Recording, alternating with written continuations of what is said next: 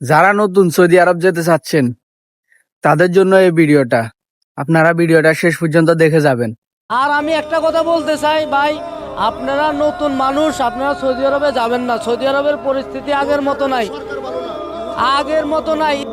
গুল্লি করে মানুষ মারে ওটা ঠিক আছে, কিন্তু ওরা যেভাবে মানুষ মারতেছে জেলখানার মধ্যে, ওটা মানুষের কাজ না। না খাওয়ায়া আপনার এক বেলায় একটা করে রুটি, সকালে একটা রুটি, রাত্রে একটা রুটি, দুপুরে এতটুকু খবুস, এগুলা কি মানুষের খাওয়ার উপযুক্ত না?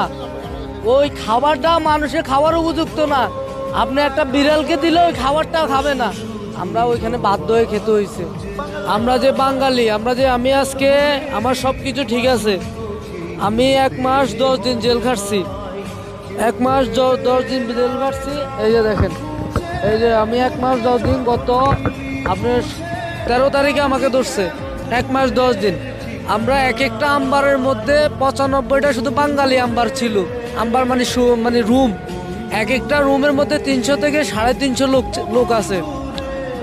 এইখানে বাংলাদেশের এম্বাসির কোনো পদক্ষেপ নাই যে যায় কিছু বলবে যে তোমাদের কি অবস্থা, কোনো সমস্যা আছে কি না, কোনো ধরনের পদক্ষেপ নাই।